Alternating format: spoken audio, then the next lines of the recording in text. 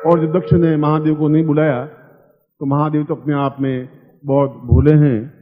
मोक्ष खटवांगम पसम बसफणिना कपालम चेती शमशान में बैठे रहते हैं, कहीं कोई कमाने की चिंता नहीं है, न नौकरी करते हैं न व्यापार करते हैं, कुछ करते ही नहीं, ड्यूटी पर नहीं जाते, कपड़े की दुकान खोलते ही नहीं, जब बैठो सांप वाम लटकाए हुए बैठे हैं बस मस्ती के साथ में। और उसके बाद भी जगदम्बा लक्ष्मी का जो अवतार है उनके घर में है, धन धान्य की कमी है ही नहीं, निश्चिंत है। निश्चिंत हैं तो इसलिए देवता नहीं कहलाए, वो महादेव कहलाए। उनमें वो साधना की भगवान महादेव ने भी की, ब्रह्मा ने भी की, विष्णु ने भी की, रुद्र ने भी की, इंद्र ने भी की। साधना केवल आप ही नहीं कर रहे हैं। बिना साधना को सफलता नहीं प्राप्त हो सकती, मगर साधना में सफलता तब प्राप्त हो सकती है जब आपकी कमजोरी, आपकी दुर्बलता, आपका भय, आपकी चिंता, आपका तनाव दूर हो। उतना आपका मेरे कहने से दूर नहीं हो पाएगा। मैं यहां से बोल के चला जाऊंगा कि आप तनाव मिट गया, ऐसे नहीं मिट सकता। नहीं तो अब आपको कोई तकलीफ नहीं आएगी, उसे तकलीफ नहीं मिल सकती। मैं कह रहा हूं वास्तविकता यह है, आप जो ही घर में जाएंगे तनाव, तकलीफ, बाधाएं, अड़चने, कठिनाइयां जो हैं वो ज्यों की त्यों आपके मुंह के सामने खड़ी होंगी। उनसे निस्तार पाएंगे, उनसे छुटकारा पाएंगे तो साधना जान ले पाएंगे, बैठ पाएंगे। तो गुरु की ड्यूटी है, गुरु का धर्म है कि पहले उन साधनाओं को प्राप्त करने के लिए उसको निर्भय बना दिया जाए, निश्चित बना दिया जाए। जो कमजोर उनके जीवन के क्षण है, जो मन में कमजोरी है, जो दुर्बलता है, उसको दूर कर दिया जाए। और विध्वंसक बन करके, क्रोध में उन्मत्त होकर के वहां दक्ष के यज्ञ में गए, अपने सुसु के यज्ञ में गए, जहां ब्राह्मण, ऋषि, मुनि, योगी, यति, सन्यासी आहुतियां दिलवा रहे थे, वेद मंत्र बोल रहे थे। एक लात मारी और उस यज्ञ को विध्वंस कर दिया, उस वेदी को तोड़ दिया, अग्नि को बुझा दिया। और क्योंकि उससे पहले सती ने सोचा कि जहां मेरे पति को ही नहीं बुलाया गया, सब देवताओं को बुला दिया, मेरे पति को बुला नहीं, इससे बड़ा अपमान और क्या हो सकता है। वह खुद उस यज्ञ कुंड में कूद गई। कूद अधमरी हुई तो लोगों को जला दिया, आधी जली तो बाहर निकाल दिया। और जो पत्नी की रक्षा नहीं कर सके वो पति हुआ ही क्या, उसकी मर्यादा का पालन कर सके नहीं कर सके, वह कैसा पति होगा, वह किसके भरोसे जिंदा रहेगी वो।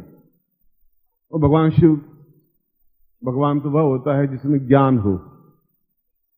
भगवान अपने आप में कोई अजूबा नहीं है कि बस जो नई चीज पैदा हुआ वो भगवान है। भगवान तो आप सब हैं, ये शंकराचार्य स्पष्ट कर चुके हैं।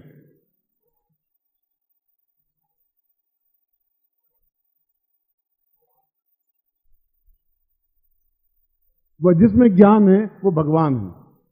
भगवान का मतलब है जो ज्ञान युक्त है वह भगवान है। प्रत्येक मनुष्य भगवान है, प्रत्येक मनुष्य राक्षस है। हम क्या हैं ये आपको चिंतन करना है और उस लाश को, अबजली लाश को अपने कंधे पर लेकर के उस क्रोध की अवस्था में पूरे भारतवर्ष में घूमे। क्रोध शांत नहीं हुआ। इतना बड़ा अपमान कि मेरी पत्नी जल गई और मैं कुछ नहीं कर पाया। और क्रोध की एक चरम सीमा, उस चरम सीमा में इन सारे दक्ष जैसे वरदान प्राप्त और तांत्रिक व्यक्ति को विद्रोह किया जाए, कैसे किया जाए। तो उन्होंने अपनी जटा में से बहुत उत्तेजना पूर्वक एक मंत्र के माध्यम से, जो पूर्ण इस जगदम्बा से भी 100 गुना ज्यादा, जो साकार प्रतिमा, जो सारे परेशानियों को, बाधाओं को, अड़चनों, कठिनाइयों को, शत्रुओं पर एकदम से प्रहार कर सके, समाप्त कर सके। वो चाहे शत्रु आपकी भूख हो, चाहे परेशानी हो, चाहे बाधा हो, चाहे मुकदमाबाजी हो, चाहे असफलताएं हो, चाहे आपके जीवन में सफलता नहीं हो, चाहे घर में कलह हो, ये सब बाधाएं। चाहे पैसे नहीं आ रहे हो, चाहे व्यापार नहीं हो रहे, ये सब बाधाएं हैं, ये समस्याएं हैं, कठिनाइयां हैं, अड़चने हैं। इनको समाप्त करने के लिए उन्होंने कहा कि एक रचना की। मैं कहा जगदम्बा से भी ऊंचा, मुझसे भी ऊंचे गुरु हैं, मुझसे भी ऊंचे विद्वान होंगे, आपसे भी ऊंचे होंगे।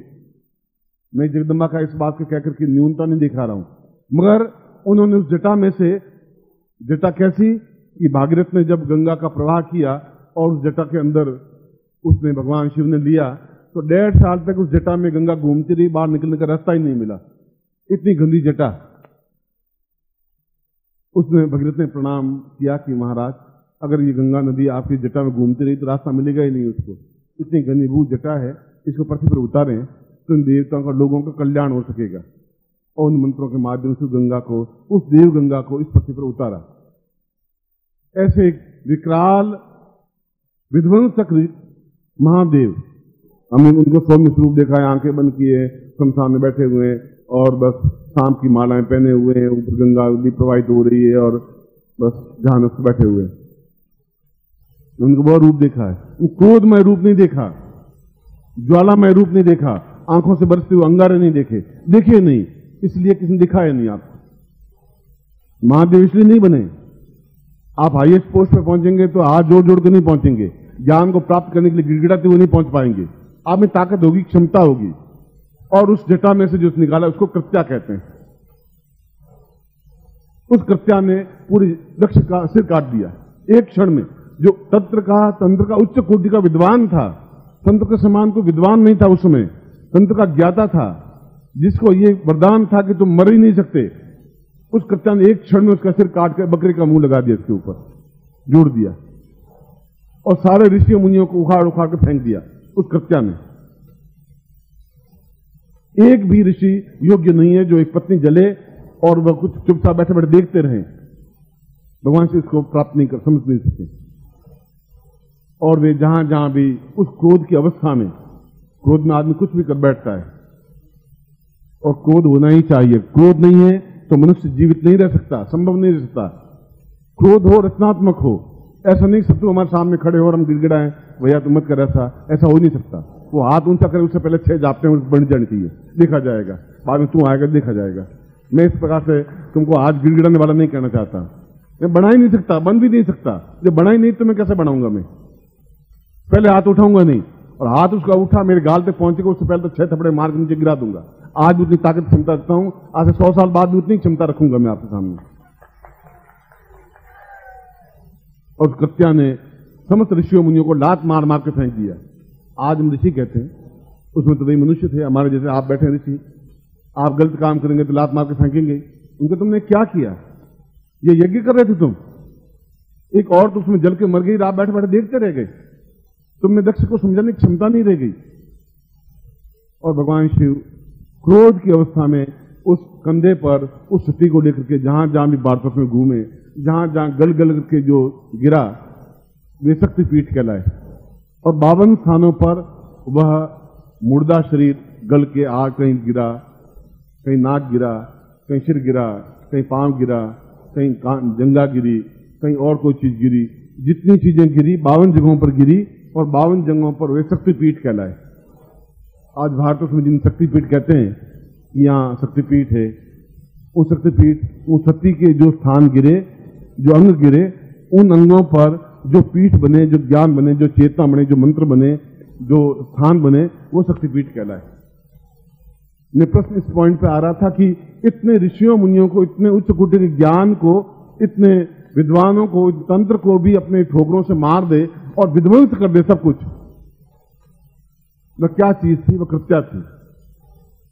और कृत्या से वैताल पैदा हुआ, जो विक्रमादित्य के समय में जिसने एक अद्भुत अनिर्वचनीय काम की। कोई भी काम जिंदगी में असफल हो ही नहीं सकता, संभव नहीं है। बम तो बहुत मामूली चीज है, बम का प्रहार हमारा बिगाड़ नहीं सकता, संभव नहीं है। हम पहले मालूम पड़ेगा कि ये व्यक्ति बम फेंकने वाला है, उसको पहले ही संहार कर देंगे, समाप्त कर देंगे, अगर कृत्या हमारे पास सिद्ध होगी तो। और हमारे पास इंटेलिजेंसी है, हमारे पास एक पुलिस है, हमारे पास एक ग्रोह है, एक हमारे पास और चेतना है। उसके बाद में विस्फोट होते जा रहे हैं, लाखों लोग मरते जा रहे हैं, बेकसूर लोग मरते जा रहे हैं, जिन्होंने कोई नुकसान किया ही नहीं बेचारों ने। आप सोचिए, घर में एक व्यक्ति की मृत्यु हो जाए, घर की क्या हालत होती है? किसी का जवान बेटा मर जाए, पूरा जीवन दुखदायी हो जाता है। घर के 5-5 लोग मर जाते हैं और कुछ कानों पे जू नहीं रहेंगे। भारत सरकार कोशिश कर रही है, इसमें कोई दो राय नहीं, पूरा प्रयत्न करिए, इसमें कोई दो राय नहीं, मगर प्रहारक इतने बन गए हैं कि इसमें विज्ञान कुछ नहीं कर पा रहा है। इसमें ज्ञान के माध्यम से, चेतना के माध्यम से फिर कोई एक व्यक्ति पैदा हो, फिर आपको वह ज्ञान दे, फिर आपको वह चेतना दे जिसके माध्यम से ये बम विस्फोट बंद हो सके, ये लड़ाई बंद हो सके, ये समाप्त हो सके, ये अपने आप में कहला सके कि ये व्यक्ति अपने आप में इतना तेजस्वीता है। आप इतने लोग हैं पूरे संसार में, इस विध्वंसता को, विनाश को ना समाप्त कर सकते हैं, इतनी क्षमता आप में है। इसलिए मैं कह रहा हूं, आप कार्य नहीं है। आपने अपने को कार्य मान लिया है, आपने आपको बुज़दिल मान लिया, आपने आपको बुढ़ापा मान लिया है, आपने को न्यूनता मान लिया। और जो पुरुष कर सकता है वो स्त्री भी कर सकती है। तुमने भेद कर लिया, ये भेद मुगलों के समय में आया। स्त्री बिल्कुल अलग, पुरुष बिल्कुल अलग, इसलिए बाहर नहीं निकले, घर के बाहर चिकट निकलते गड़बड़, पुरुष घर के अंदर बाहर काम करे और घूंघट निकाले हुए बैठी रहे, क्योंकि जो घूंघट अच्छा देखा नहीं मुसलमान उठा के लेके ले जाते थे हिंदुओं की लड़कियों को। तब घूंघट प्रथा, उन्होंने बुर्का प्रथा निकाली, उन्होंने घूंघट प्रथा निकाल दी बेचारों ने। ये मुगलों का टाइम था, ये 300 साल पहले घटना घट चुकी। अब कब तक उनके घूंघट निकाले हुए बैठे रहेंगे, कब तक वो ज्ञान प्राप्त नहीं कर पाएंगे, कब तक वो सफलता नहीं प्राप्त कर पाएंगे, कब तक वो अंग घर में ही घूमता हुआ चूल्हे चौकी में बैठा रहेगा, कब तक ऐसा स्थान आएगा। जो पुरुष में क्षमता है वह स्त्री में क्षमता है। तुम्हारे नजर में डिफरेंस है, मगर साधना क्षेत्र में पुरुष स्त्री समान बराबर है, कोई अंतर है ही नहीं। अगर अंतर है तो वेद मंत्र तो वशिष्ठ की पत्नी ने सीखे, ब्रह्म ज्ञान चेतना सीखी, उन कात्यायन ने सीखी, मैत्री ने सीखी, कम से कम सैकड़ों ऐसी देवियां बनी जो पत्नियां थी, और पत्नियां होते हुए उन्होंने उच्च कोटि का ज्ञान प्राप्त किया। फिर औरतें नहीं थी क्या, उनके पुत्र पैदा नहीं हुए थे क्या? मगर वे ताकतवान थी, क्षमतावान थी, और पुरुष भी क्षमतावान थे। वे क्षमतावान थे, वे जिंदा रहे। देवता तो 33 करोड़ थे, मान लो 500 करोड़ तो होंगे, 500 तो होंगे, फिर 500 में से 20 नाम क्यों याद है? ऋषियों के 18 नाम में क्यों याद है? बाकी ऋषि कहां चले गए? और ऋषि उसमें पैदा हुए थे, आज ऋषि क्यों नहीं पैदा हो रहे? संतान तो पैदा उसमें भी की थी, हमने भी की, 2 हाथ पांव उनके दो हमारे थे, फिर हम ऋषि को क्यों नहीं पैदा कर पाए? मैं आपको ताकतवान क्यों नहीं बना पाया? आप एकदम से गाजियाबाद में बम्बई विस्फोट और आप बैठे बैठे अखबार पढ़ करके रख दिया कि 1.5 रुपए का अखबार, मन में कुछ हलचल भी नहीं मची, तूफान नहीं पैदा हुआ, ये में कितने लोग मर गए होंगे? कारण आग नहीं पैदा हुई, जलन नहीं पैदा हुई, इसलिए कि आप अपने आप को कायर बुजदिल बुढ़ापा समझ लिया कि हम क्या करते हैं, हमारी ड्यूटी थोड़ी है। हमारी ड्यूटी है, इस समय आपकी ड्यूटी है कि इस देश में एक भी बम नहीं फटे, एक भी गोली नहीं चले, एक भी लड़ाई झगड़ा नहीं हो, ये आपकी ड्यूटी है, केवल आपकी ड्यूटी है।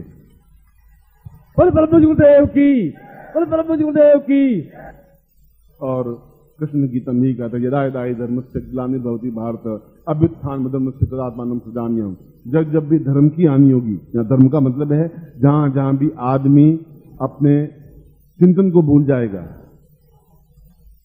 अभ्युत्थान मदमस्य, तब जब भारत की हानि होने लगेगी, भारत के टुकड़े होने की स्थिति बन जाएगी, आर्यावर्त के टुकड़े होने की नौबत आ जाएगी, तब एक व्यक्ति पैदा होगा जो अपने शिष्यों को अपनी ज्ञान चेतना देगा, उनको एहसास करवाएगा कि तुम बुढ़े नहीं हो, तुम्हें ताकत है, तुम्हें क्षमता है, मगर वो ज्ञान नहीं है। कच्चा पैदा करने की चीज क्षमता नहीं है। एक कच्चा जब पूरी यक्ष को विध्वंस कर सकती है, लाखों ऋषियों को धकेल सकती है ऊंचा उठा करके, वीर बेताल जैसे व्यक्ति को पैदा कर सकती है, बेताल जो अपने आप में पूरे पहाड़ को उठा के दूसरी जगह रख सकती है, जो कच्चा के माध्यम से रावण अपने आप को सोने की लंका बना सकता है। आप तो 5 रुपए चांदी के नहीं इकट्ठे कर सकते। आप घर में गिने तो उस सिक्के के तो पैसे हैं आपके पास ज्यादा से ज्यादा, कागज के तो हैं, एल्यूमिनियम के हैं, पर चांदी के सिक्के 100 या 25 या 50 होंगे तो मुश्किल से होंगे। आप पास तो वो भी नहीं है। क्या क्षमता है, क्या ताकत है जो सोने की लंका बना सका, हम क्यों नहीं बना पा रहे हैं? क्या हमें न्यूनता क्या है? न्यूनता यह है कि आपने एक सबसे बड़ी अकर्मण्यता आ गई है, न्यूनता आ गई है कि हम कुछ नहीं कर सकते, ये हमारी ड्यूटी नहीं, काम है ही नहीं हमारा। और मैं कह रहा हूं कि कृष्ण कह रहा है कि जब जब भी ऐसी हानि होने लग जाए, तब हमारी ड्यूटी है कि हम खड़े हों, ताकत के साथ खड़े हो सकें और खड़े होकर के बता सकें तुम्हारा विज्ञान जहां फैल हो रहा है, हम ज्ञान के माध्यम से इसको बंद कर रहे हैं और वापस शांति पैदा कर रहे हैं। ये हमारा धर्म है, ये हमारा कर्तव्य है। ऐसा धर्म बना तब कृष्ण पैदा हुआ, ऐसा धर्म बना तब बुद्ध पैदा हुआ, ऐसा अत्याचार बढ़ा तब सुकरात पैदा हुआ, तब ईसा मसीह पैदा हुआ। सब देशों में पैदा हुए, कोई भारतवर्ष की बात नहीं है। सब देशों में ऐसी महान पुरुष पैदा हुए जिन्होंने ज्ञान की, अपने शिष्यों को ज्ञान की चेतना दी, वह दी जो श्रेष्ठ है। ये कृत्या अपने आप में इतनी, बगलामुखी तो छोटी चीज है, धूमावती बहुत छोटी चीज है, 10 महाविद्यालय अपने आप में कृत्या के सामने कुछ है ही नहीं। एकदम धूर्जटा की तरह कि सामने पूरे यहां बैठे बैठे शत्रु को विनष्ट कर दे, समाप्त कर दे, एकदम ताकत ही नहीं रखे, हिम्मत ही नहीं है उसको कि हाथ में बम बनाने की, सूती बना के बम बना के विस्फोट कर दे, क्षमता ही नहीं बना से, पंगु बना दे। वो आज के युग की जरूरत है, आज के युग की नोट की भी जरूरत है, मगर बेटों की भी जरूरत है, रोटी की भी जरूरत है, पानी की भी जरूरत है, मगर उससे पहले जो सफर कर रहे हैं उनको आप मार देते हैं। सदर बाजार में उन बेचारे दुकानदार ने कुछ किया नहीं, उनकी दुकानें उड़ा दी गई, आप कल्पना करिए कि उनके परिवार वालों की क्या हालत हुई होगी, कभी दुख दर्द हुआ, कभी आंसू आंसू आए हमारे, और हमारे नहीं आएंगे फिर किसके आएंगे? अगर मेरे दर्द नहीं होगा तो मैं आपको दर्द दूंगा कहां से? दर्द पैदा होना चाहिए और इसको मिटाना पड़ेगा। बंदूक की गोली विज्ञान नहीं मिटा सकता। आप देख लिया, ये बहुत अंत आ गया विज्ञान का। और ये प्रत्येक के पास में ये ताकत होनी चाहिए, एक एक शिष्य के पास भी ताकत होनी चाहिए। केवल 2 शिष्य तैयार होंगे, 5 शिष्य उससे नहीं हो पाएगा।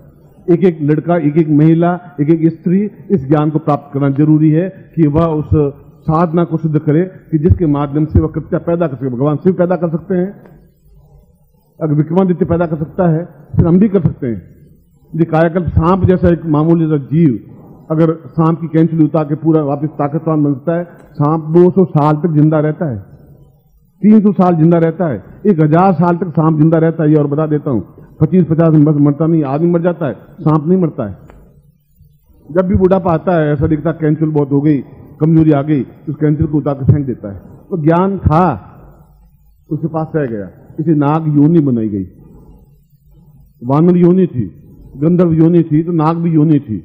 बाद में सांप को हमने एकदम मान लिया कि ये नाग है। नाग तो अपने आप में एक जाति थी जिनके पास ये विद्या थी। खैर वह कायाकल्प की विधि तो जब भी आप कहेंगे कि मैं वृद्ध हो गया हूं, मैं तो पहले आपको वृद्ध होना ही नहीं देना चाहता हूं। आप सफेद बालों वाला वृद्ध नहीं होता, ये और बता देता हूं। अगर सफेद चीज से कोई बुढ़ापा आता तो हिमालय आपसे पहले ज्यादा बुढ़ापा है, उसके ऊपर सफेद ही सफेद लगा हुआ है। वो तो बुढ़ा ही बुढ़ा बैठा है, वो तो बेचारा है ही ताकतवान। अगर उसके सिर पर सफेदी तो आपसे ज्यादा सफेदी है, और हिमालय आपसे ज्यादा कमजोर है, बुढ़ापा आया हुआ उसको, वो ताकत के साथ खड़ा हुआ है, अडिग खड़ा हुआ है। आप वृद्ध नहीं है, आप इन जवानों से ज्यादा ताकतवान है, क्षमतावान है, आप में हौसला हिम्मत है।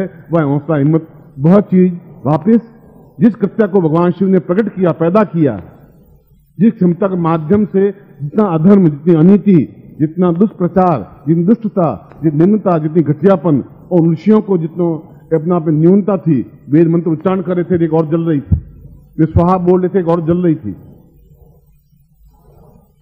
ये क्या चीज थी? और अगर उस समय क्रोध नहीं आएगा और क्रोध के माध्यम से एक आदमी ताकत नहीं आएगी, क्षमता नहीं आएगी, जूझेगा नहीं वह, तो फिर हम मर्द क्या बने? वो तो हम एक बहुत घटिया श्रेणी के व्यक्ति नहीं बनते। और गुरु अगर नहीं बना सका शिष्य को उस प्रकार से, तो गुरु को यहां बैठने का अधिकार नहीं है, फूलों का हार पहनने का अधिकार नहीं है उसको, बेकार है ये सब। और मैंने आज का प्रवचन आपको आज युग के लिए क्या जरूरी है मैंने वह दिया है प्रवचन, घिसा पीटा प्रवचन नहीं दिया है। मैं दे सकता था बगलामुखी क्या हो सकती है, कात्यायनी क्या, जगदम्बा क्या हो सकती है। मैंने कहा कि उसके 10 हाथ में 10 चीजें हैं, और 10 चीजों में एक भी फूल हाथ में नहीं है कि गुलाब का फूल फूंक करके शाहजहां की तरह बैठा, एक भी फूल तो नहीं है उसके हाथ में। तो शाहजहां एक भी बना हुआ नहीं है, तो मुमताज महल बनी हुई एक भी नहीं है। कहीं खड़ग है, चक्र है, कृपाण है, त्रिशुक है, अपने आप में एक ही और ताकतवान है, क्षमतावान है। और शुंभ और निशुंभ और महिषासुर और रक्त बीज को समाप्त कर दिया, एक और ने समाप्त कर दिया। इसलिए आज भी उसको पूजा जाता है। आपको पूजा जाएगा, यदि आप में साधना में होगी तो पूजा जाएगा, अंत आप भी मर के समाप्त हो जाएंगे, कोई पूजेगा नहीं, आपको याद नहीं करेगा, आपको साध से आप याद नहीं कर पाएंगे। इसलिए आप में क्षमता आनी चाहिए। इनके 10 हाथ हैं, 10 हाथ का मतलब 10 तरह की चीजें चलाने की क्षमता है। यदि आपके मन में यह है कि रावण के 20 हाथ थे, 10 सिर थे, ये रावण को 10 सिर थे, न कोई 20 भुजाएं थी, या एक कपूल कल्पना है। उनके पास इतनी ताकत थी, जो 20 भुजाओं में ताकत होती है उतनी ताकत थी। 10 दिमाग में जितनी बुद्धि होनी थी उतनी बुद्धि थी, उतनी साधनाएं थी उसके पास, उतना ज्ञान था कि वह अपने आप में एक पूरे चांदी के 50 रुपए या 20 रुपए नहीं, पूरे देश शहर को सोने का बना दिया। और उस जमाने में बनाया जिस जमाने में दशरथ अपने आप में कुछ कर नहीं पा रहा था। वही लड़ाई, वही झगड़े, वही बेटों को बाहर निकाल देना, वही मर जाना, और अपने बेटा अपने पिता की अंतिम संस्कार भी नहीं कर पाया, वही किडनैप होना, वही सीता को उठा के ले जाना। चीजें तो ये कि वो वहां भी थी, मगर विद्या उनके पास कोई थी। वह कृत्या प्रयोग आज तक किसी ने टच भी नहीं किया। इसलिए टच नहीं किया, ज्ञान ही नहीं था। नहीं ज्ञान होगा, लिखेगा कहां से, बताएगा कहां से? जब मेरे पास उर्दू नहीं आएगी तो मैं उर्दू आपको बोलूंगा कहां से? मुझे मराठी नहीं आती, मराठी बोलूं कहां से? अगर मुझे ज्ञान है कि कृत्या सिद्ध कैसे हो सकती है, तो फिर मैं आपको इन कात्यायनी छोटी मोटी चीजों को नहीं दूंगा तो बहुत बड़ा कि जहां बैठे बैठे भी आपको एकदम समाप्त कर सकें और एक देश में वापस एक एहसास करा सकें कि गुरु के कोई शिष्य हैं जो बैठे बैठे वो चीज प्रदान कर सकते हैं। ऐसा शिष्य आपको बनाना चाहता हूं, वह चीज मेरी क्षमता है।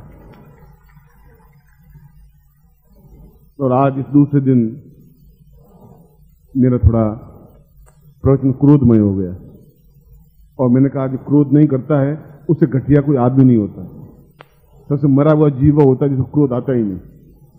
और हमारा देश बर्बाद इसलिए हो गया कि अहिंसा परमो धर्म, बस कोई थप्पड़ मारे तो 2-4 थप्पड़ और खा लीजिए। मैं कह रहा हूं थप्पड़ मारने हाथ उठे उससे पहले 40 थप्पड़ मार दीजिए। मैं तो आपको ये कह रहा हूं, काहे लिए थप्पड़ खाएं? जो पहले लात मारता है वो जीतता है, हमेशा ध्यान रखिए। जो पहले लात लगा देगा वो नीचे गिर जाएगा, दूसरी लात लगेगी उठेगा नहीं, तीसरी बार 2-4 थप्पड़ पड़ेगी तो वो कहेगा मेरी गलती हो गई।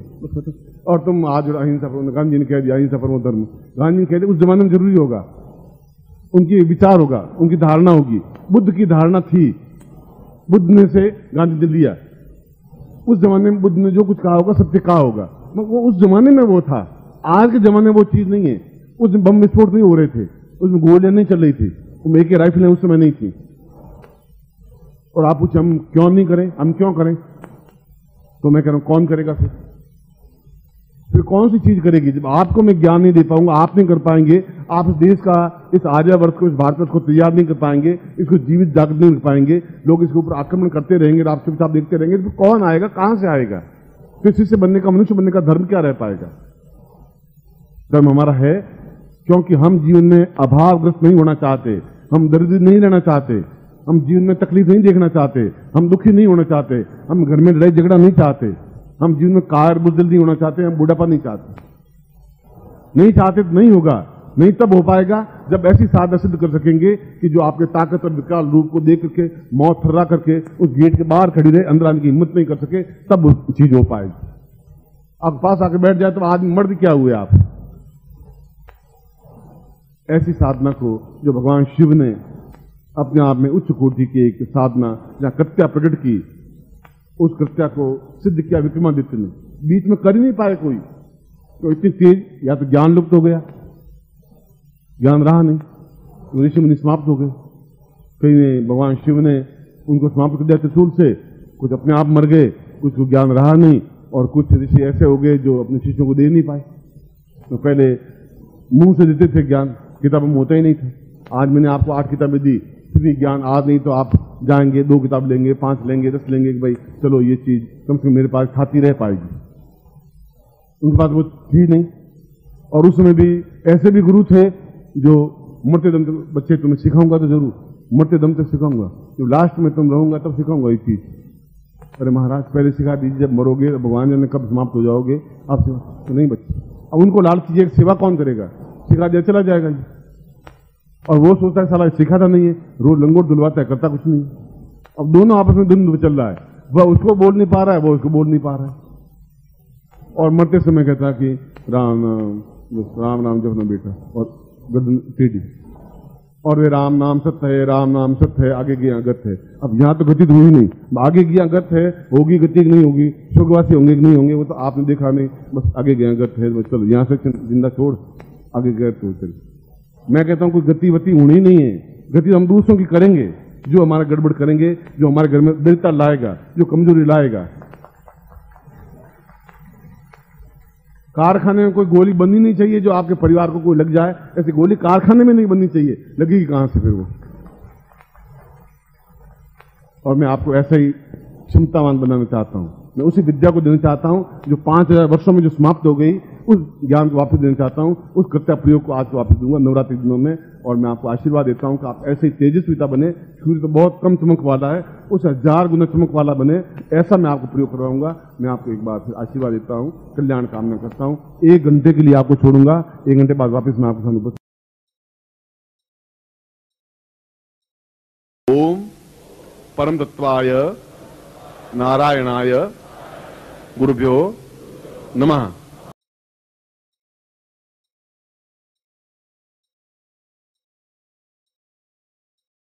ओम ह्रीम मम प्राण देह रोम प्रतिरोम चैतन्य जाग्रय ह्रीं ओम नमः।